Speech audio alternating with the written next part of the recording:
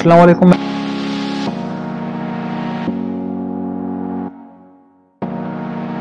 मैं हूं मुदस्सिर इनाम और आज जो हम अपना टॉपिक स्टार्ट करेंगे वो है चैप्टर सप्लाई।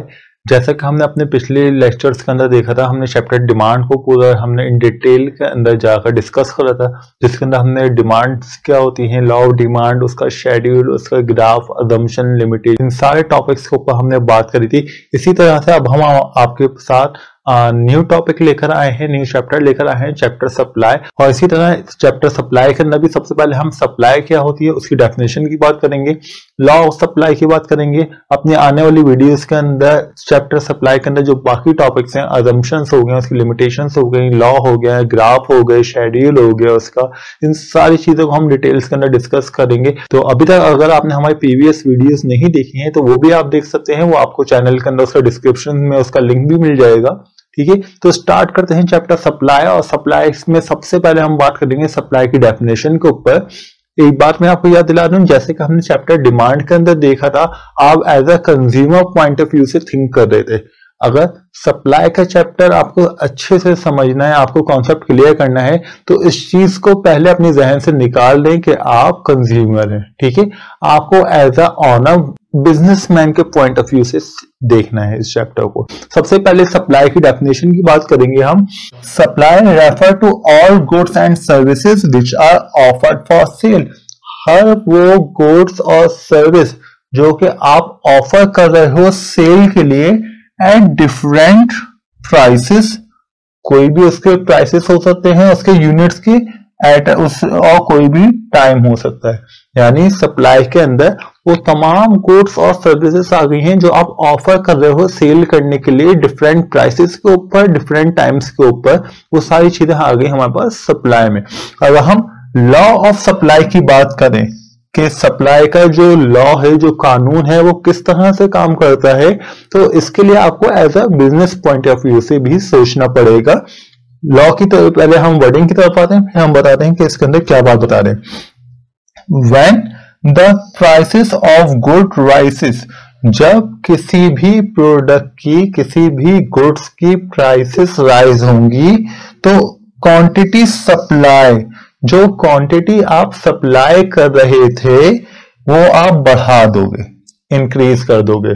अब हमने लॉ ऑफ डिमांड में क्या पढ़ा था कि अगर प्राइसेस बढ़ रही हैं तो उसकी क्वांटिटी डिमांड कम हो जाएगी। क्यों कम हो जाएगी? आप कंज्यूमर पॉइंट ऑफ व्यू से सोच रहे थे कि हम अगर मैं खुद खरीदने जा रहा हूं और कोई चीज मुझे महंगी मिलेगी तो वो मैं कम खरीदूंगा।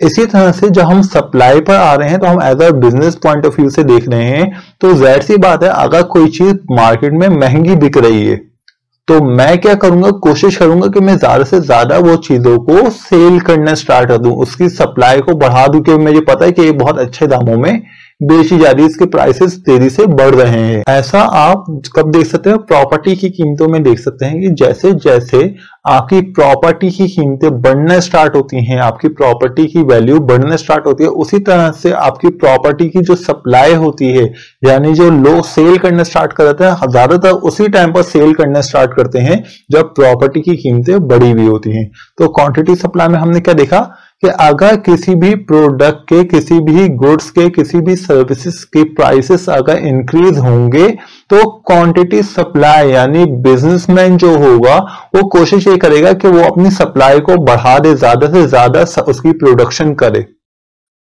इसी तरह से आगे देखते हैं प्राइसेस फॉल, लेकिन ये कब हो रहा था? जब प्राइसेस बढ़ देते तो क्वांटिटी सप्लाई भी बढ़ रहे थे, यानी दोनों पॉजिटिव रिलेशन में थे।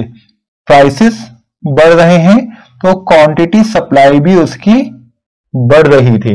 अब उसी का अपोजिट केस कर लेते हैं, प्राइसेस फॉल, यानी कि अब प्राइसेस जो हैं आपके वो गिरना स्टार्ट हो गए हैं, कम हो गए हैं, तो क्या होगा?